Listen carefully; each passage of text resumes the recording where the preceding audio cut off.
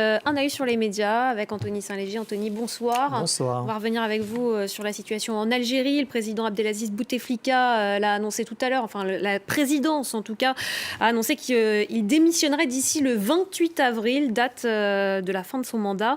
De très nombreuses réactions sur les réseaux sociaux. Oui, à commencer par ceux qui ont ironisé, 1er avril oblige. Est-ce vraiment vrai? S'amusait par exemple ce journaliste du Huffington Post Algérie, Hamdi Bala. Pourquoi attendre le 28? Démissionne tout de suite, s'amusait cette fois le dessinateur d'Ilem. Sur les réseaux sociaux, les premiers sentiments à émerger, c'est la joie et aussi un soulagement finalement, comme par exemple ce tweet, une première victoire pour lui, donc, alors qu'il y a encore quelques semaines, on évoquait un 5e mandat. Et puis, joie aussi en dehors cette fois des frontières algériennes, comme par exemple cet internaute qui souhaitait que le mouvement fasse des émules, par exemple au Cameroun. Paul Biya appréciera.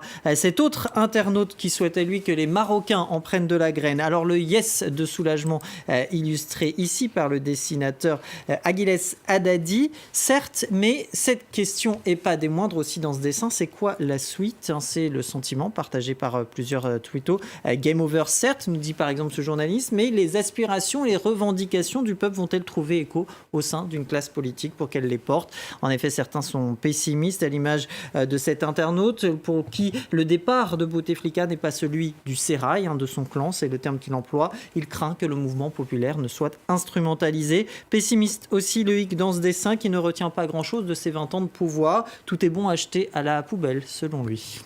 Voilà pour ces réactions en Algérie. Au Brunei à présent, le nouveau code pénal n'entrera en vigueur que mercredi, mais il fait déjà grincer des dents. Il faut dire que la peine capitale va être introduite pour l'homosexualité, adultère, viol ou insulte contre le prophète Mahomet. Un sérieux recul en matière de protection des droits de l'homme. Par la voix de Michelle Bachelet a fait savoir l'ONU, organisation de défense des droits de l'homme et internautes qui ont condamné cette tweeto, par exemple, réclamaient tout simplement des sanctions. Celui-ci a revisité la publicité de la compagnie nationale aérienne qui apparaissait dans le métro de Londres avec cette légende: nos gratte-ciel sont les plus vieux du monde, tout comme nos lois que nous utilisons désormais pour exécuter les homosexuels par lapidation. D'autres anonymes et d'associations ont eux relayé l'appel lancé ce week-end par l'acteur américain George Clooney, un appel au boycott, à ne pas séjourner dans les hôtels liés au sultanat de Brunei, financièrement en tout cas. Il reconnaissait toutefois avoir séjourné dans certains d'entre eux par méconnaissance, affirmait-il. Autre célébrité à vouloir envoyer un message fort avec son compagnon, c'est Elton John qui dit avoir toujours refusé lui de séjourner dans ces hôtels et qui nous fournit la liste des 9 hôtels concernés à travers le monde.